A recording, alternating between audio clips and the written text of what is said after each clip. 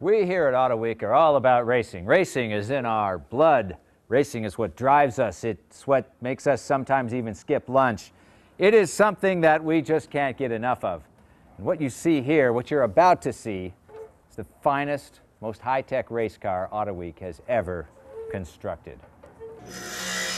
Even a goofy Red Bull race car has to be strong enough to get down the hill, turn, and brake. So I recruited 3 real engineers, all graduates of Cal Poly Pomona's Formula SAE team: Kevin Costello, Bobby DeSimeon, and Andrew Tan.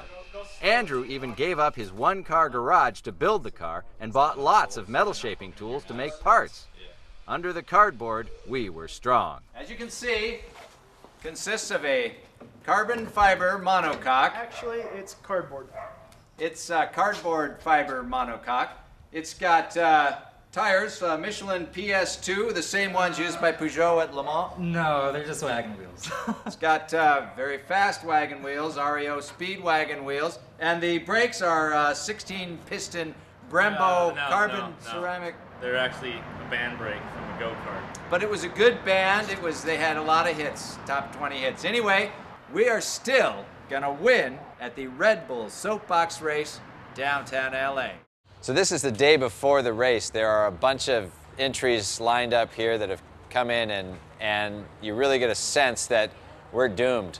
Everybody here has independent suspension and disc brakes and these wheels and tires and this elaborate machinery. So we're playing for pride now. We're just going to have fun. So these guys here are from Colorado Springs. They travel the country entering Red Bull soapbox races. They've done like 8 of them. I don't know what this one is, but it's made out of paper mache. So lucha libre is like Mexican wrestling. And the guy sits in there and his head pops up. He's got this mask on. He looks really cool. There's a lot of enthusiasm there. This team entry is called Angry Bird Droppings. And it's something that I guess we spend a lot of time with, like in our free time. We love it. Like playing around. So it's something we want to bring to life and like see it go down the hill. We're just all into like the adrenaline rush and the excitement.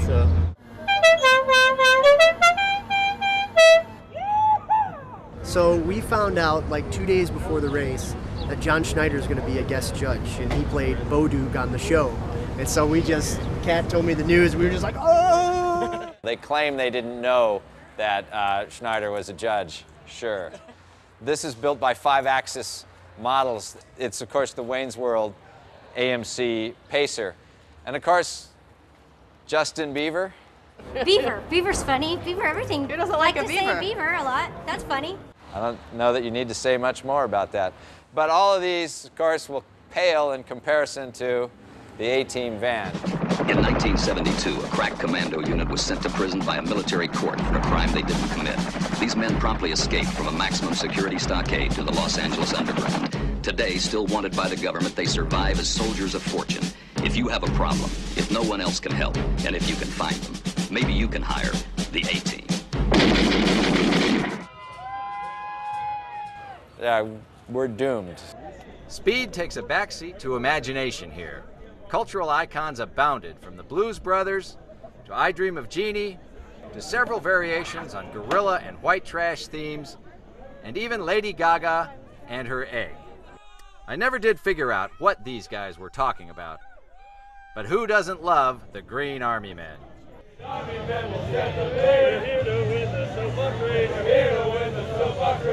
What we decided was we had never seen an entire sushi bar go downhill at 30 miles an hour. And who wouldn't want to see that? Let's make that happen.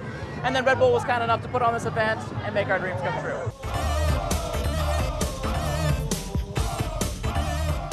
But after the showmanship, everyone had to go down the hill, some with spectacular results.